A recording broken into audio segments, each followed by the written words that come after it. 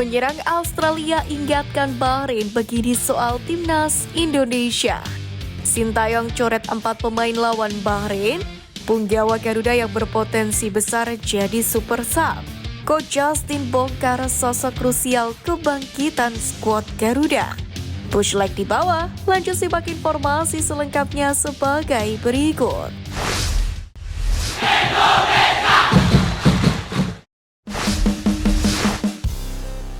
Sintayong coret 4 pemain lawan Bahrain.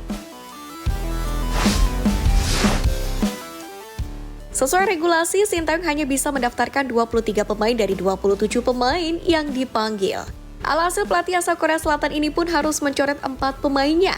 Berdasarkan data pemain yang ada sekarang, nama-nama seperti Wahyu Prasetyo, Pratama Arhan, Egy Maulana Fikri, dan juga Dimas Derajat pun terancam tersisih. Sebab Wahyu Prasetyo diprediksi kalah saing dengan sederet pemain belakang top seperti Hilgers, Jesus, Jordi Amat, Rizky Ridho hingga Muhammad Ferrari.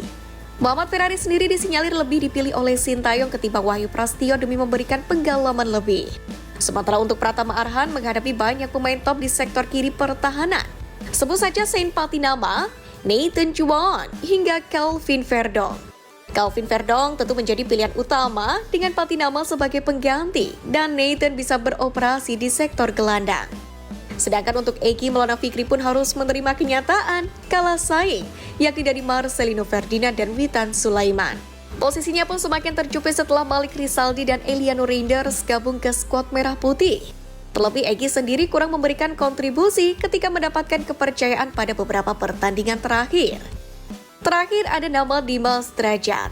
Penyerang Persib Bandung ini pun juga disinyalir kalah saing dari Ragnar Oratmangun, Rafael Strike hingga penyerang muda Hoki Caraka. Lalu, bagaimana menurut kalian? Layakkah jika Sintayong mencoret 4 pemain itu?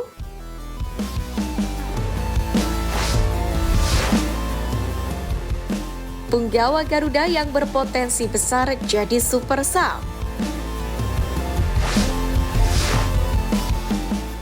Pertama, Witan Sulaiman. Meski tidak memiliki postur tinggi tegap, Witan menjadi sosok mematikan di sisi kiri maupun kanan serangan skuad Garuda. Terbukti dalam beberapa pertandingan terakhir, winger Persija tersebut masih menjadi andalan Coach Shin. Namun, kedatangan Eliano pun membuat Witan berpotensi menjadi super sub.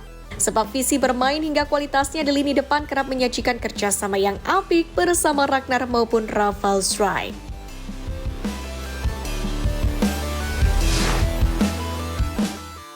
Kedua, Asnawi Mangkualam.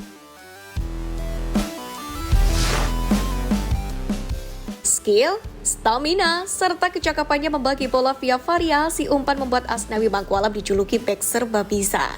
Bagi Bahrain, Asnawi Mangkualam jelas merupakan bom waktu yang punya daya ledak mengerikan. Karakter Asnawi yang ngeyel sangat menguntungkan bagi Sintayong dimasukkan pada babak kedua. Pemain andalan Pot FC itu pun bisa menggantikan sosok Sandy Walsh yang kerap kehabisan stamina di babak kedua. Hal itu juga bisa menjadi penyegaran skuad mengingat masih harus menghadapi Cina di laga berikutnya.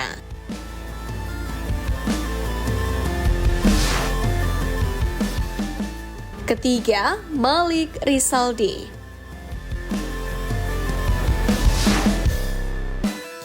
Berstatus rising star baru timnas Indonesia, Malik Rizaldi seakan menjadi senjata baru di lini depan skuad Garuda. Dengan statistiknya yang apik di Liga 1 musim ini, Malik Rizaldi pun layak dicoba oleh Sintayong untuk memberi warna di lini serang. Alhasil menjadi super sub pun cocok bagi penyerang serba bisa milik Persebaya Surabaya ini. Malik Rizaldi pun cocok menggantikan Rafael Strike yang kerap dipaksa Sintayong. Padahal Rafa tampak keteteran jika sudah memasuki pertengahan babak kedua.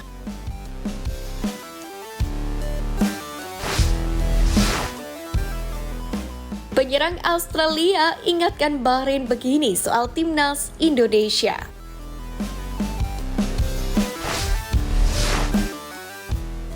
Penyerang timnas Australia, Craig Goodwin, turut menyinggung timnas Indonesia jelang laga lanjutan kualifikasi Piala Dunia 2026. Hal itu diungkapkan usai The Socceroos berhasil ditahan imbang skuad Garuda bulan lalu. Craig Goodwin yang tengah menjalani persiapan menghadapi Cina, menilai timnas Merah Putih memiliki karakter yang berbeda. Pemain Al-Wehda itu menilai Cina akan bermain lebih menyerang. Kondisi itu pun membuat Australia bisa memanfaatkan celah yang dibuat oleh tim lawan. Hal itu pun sekaligus membuat Goodwin mengakui bahwa timnas Indonesia memiliki pertahanan yang kokoh. Terlebih kala itu Australia terbukti gagal membongkar lini belakang yang dikawal oleh Jesus dan kawan-kawan. Tentu hal tersebut juga menjadi peringatan bagi Bahrain, terlebih skuad Garuda kedatangan dua bek baru seperti Bisilgers dan Jordi Amat. Goodwin pun menambahkan bahwa Australia akan mempersiapkan laga bulan Oktober ini dengan serius. Menghadapi Cina akan jadi momentum kebangkitan Sokro setelah mendapatkan posisi yang kurang ideal di klasemen saat ini.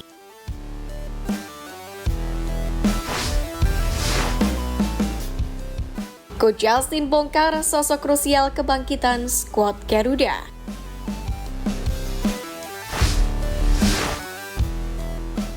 Pengamat sepak bola Justinus Laksana alias Coach Justin mengatakan perkembangan sepak bola Indonesia sangatlah pesat. Hal itu tak hanya ditandai dengan prestasi yang diukir oleh timnas Indonesia pada kategori senior, U23 serta U20 yang baru saja memastikan lolos ke Piala Asia U20. Tapi juga kenaikan peringkat FIFA yang kini menempatkan Indonesia di ranking 129. Menariknya menurut Coach Justin, berkembangnya sepak bola Indonesia tidak lain adalah berkat sinergi yang baik dalam visi yang dijalankan tiga sosok penting, yakni Presiden Republik Indonesia Joko Widodo, Ketua Umum PSSI Erick Thohir, dan juga pelatih kepala Timnas Indonesia Sintayong. Sejak Timnas Indonesia menjadi satu-satunya wakil Asia Tenggara yang masih bersaing di putaran ketiga kualifikasi Piala Dunia 2026 zona Asia, Coach Justin pun mengaku merasakan fenomena rasa percaya diri dan kekuatan mental yang selalu terlihat pada diri pemain setiap akan bertanding. Meski demikian, ex-pelatih Timnas Futsal Indonesia itu menyoroti kapasitas striker Timnas Indonesia yang hingga kini masih belum mampu menyandang predikat house goal.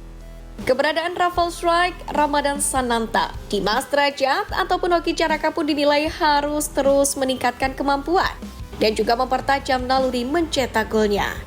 Sementara terkait dengan kepemimpinan Indonesia yang beralih dari Presiden Jokowi ke Presiden terpilih Prabowo Subianto, harapannya pemerintah jangan menghentikan dukungan dan perhatian total kepada perkembangan sepak bola nasional, yang mana kini sudah berada di jalur yang sesuai. Menurut Koci, PSSI di bawah kepemimpinan Erick Thohir pun juga sudah berjalan ke arah yang benar, mulai dari perbaikan kualitas wasit, penggunaan VAR di kompetisi Liga 1, sepak bola putri diperhatikan, hingga peningkatan level kualitas Timnas Indonesia.